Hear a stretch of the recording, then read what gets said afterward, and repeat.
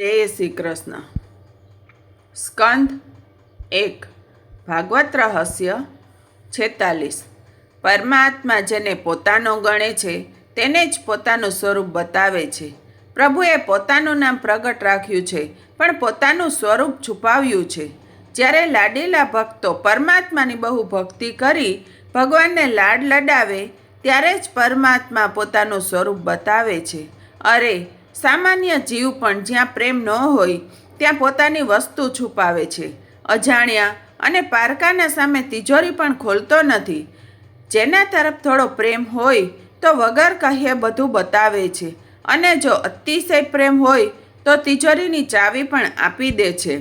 તો પછી અતિશય પ્રેમ વગર પરમાત્મા પણ કેવી રીતે પ્રગટ થાય? જીવ જ્યારે અતિશય પ્રેમ કરે છે ત્યારે જ ભગવાન માયાનો પડદો દૂર હટાવી દે છે અને પ્રગટ થાય છે. ભલે મોટો જ્ઞાની હોય પણ પરમાત્મા સાથે અતિશય પ્રેમ ન કરે ત્યાં સુધી તેણે પણ પરમાત્માનો અનુભવ થતો નથી. ઘર, પત્ની, બાળકો, કપડાં, પૈસા આ બધા સાથે પ્રેમ હોય એ જ્ઞાની કેમ કહેવાય? આજકાલ લોકો પલંગમાં બેસી પુસ્તકો વાંચી પડ્યા જ્ઞાની બની જાય છે.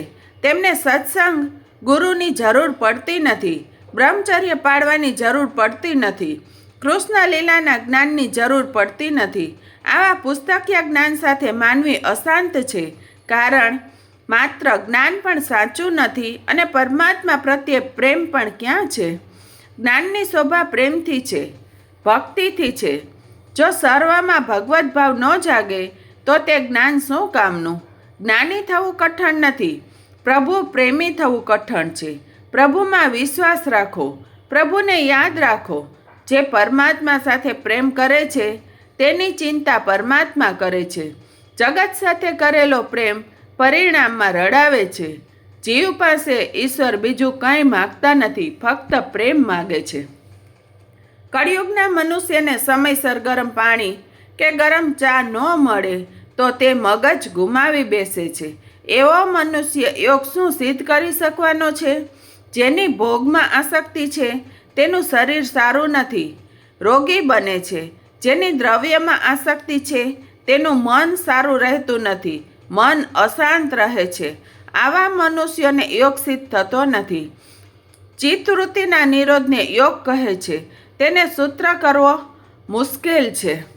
વાતો બ્રહ્મજ્ઞાનની કરે અને પ્રેમ પૈસા સાથે કરે તેણે પરમાત્મા મળતા નથી, તેને આનંદ મળતો નથી. નારદ કહે છે, હવે આપ એવી કથા કરો જેથી બધાને લાભ થાય, સર્વને પ્રભુ પ્રત્યે પ્રેમ જાગે.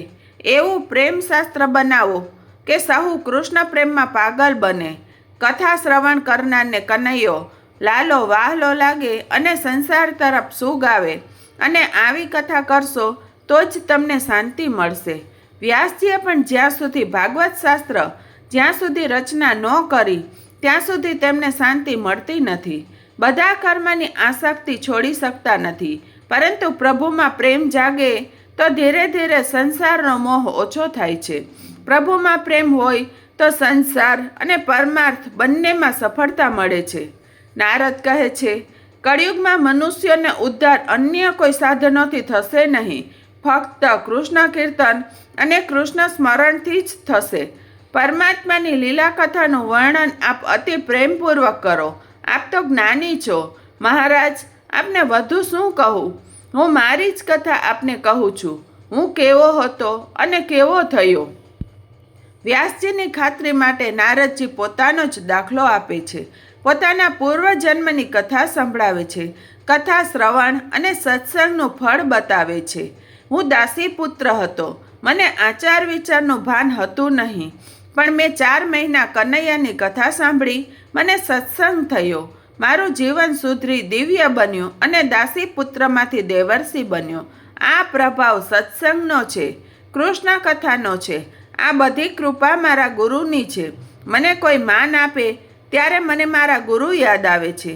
વ્યાસજી નારદજીને કહે છે, તમારા પૂર્વજન્મના ઇતિહાસની કથા વિસ્તારથી કહો. મિત્રો, આવતા વિડીયોમાં ભાગવત રહસ્ય 47 દર્શાવવામાં આવશે.